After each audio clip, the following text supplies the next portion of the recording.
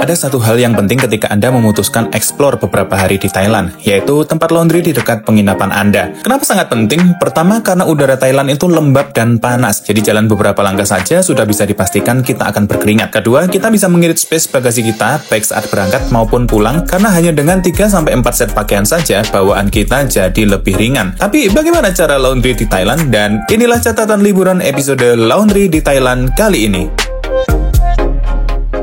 Di Bangkok, saya menginap di daerah Pratunam. Sepengamatan saya, daerah Pratunam ini memiliki beberapa kios laundry mandiri dan saya yakin daerah-daerah lain juga memiliki kios laundry mandiri. Di sini, mesin cucinya menggunakan koin supaya beroperasi. Masalah umumnya adalah instruksinya menggunakan aksara Thailand. Jadi untuk kunjungan pertama, kemungkinan besar kita bingung. Pada umumnya, mesin cuci mandiri ini berkapasitas 14 dan 20 kg dengan tarif mulai dari 40 baht jika kita menggunakan air dingin. Mesin koin biasanya terletak berseberangan dengan mesin cucinya. Kalian tidak perlu khawatir, mesin ini akan memberikan koin pecahan 10 baht. Jadi sekalipun kelebihan, kalian masih bisa berbelanja menggunakan koin ini. Jadi mesinnya ini lebih seperti penukar uang kertas menjadi koin. Nanti teman-teman bisa masukkan uang kertas dari sini, kemudian koin akan keluar dari sini. Pastikan teman-teman tutupi dengan tangan supaya tidak lompat kemana-mana.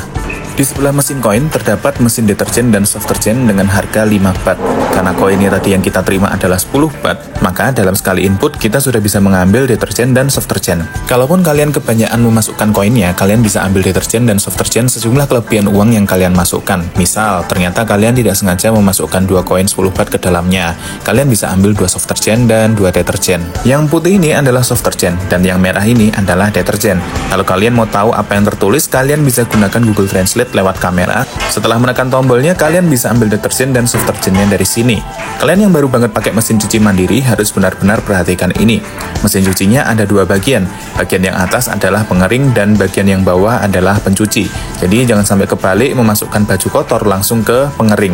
Kemudian mesin cuci ini punya 2 kapasitas, 14 kilo dan 20 kilo. Yang paling sering jadi rebutan adalah kapasitas 14 kilo karena selisihnya 20 baht dengan yang kapasitas 20 kilo. Jadi kalau kalian ke laundryan dan kapasitas yang kecil lagi penuh, ya siap-siap antri atau mau nggak mau gunakan yang kapasitas 20 kilo. Cara buka mesin cucinya cukup mudah, tinggal buka seperti ini, masukkan pakaian kotor ke dalamnya dan pastikan tertutup dengan rapat. Setelah itu, kalian bisa masukkan deterjen dan soft deterjennya lewat kompartemen di atas ini. Di bagian kiri ini tempat untuk deterjen, sementara di bagian biru itu untuk soft deterjen.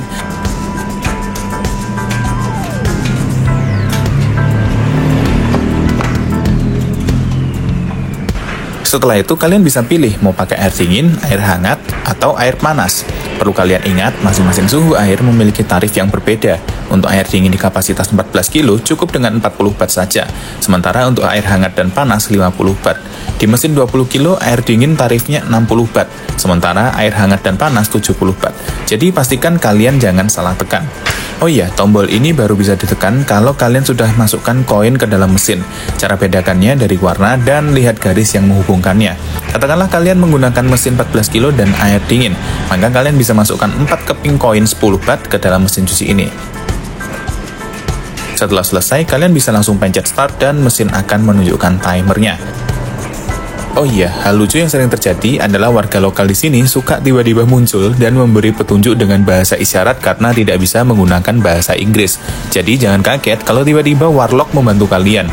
Dan yang terpenting, ada gunting di sebelah mesin cuci, jadi tidak perlu susah-susah menyobek kemasan dengan gigi. Nah, pertanyaannya sambil menunggu apa yang bisa kita lakukan? Sekedar info, menunggu di kios laundry itu cukup panas dan membosankan. Kalian bisa saja beli minuman dari vending mesin atau mengunjungi restoran terdekat. Tapi saya sendiri memilih untuk mengunjungi 7-Eleven terdekat. Berhubung waktu tunggunya kurang lebih 20 menit untuk mencuci, kalian bisa belanja dengan santai, jadi tidak perlu buru-buru.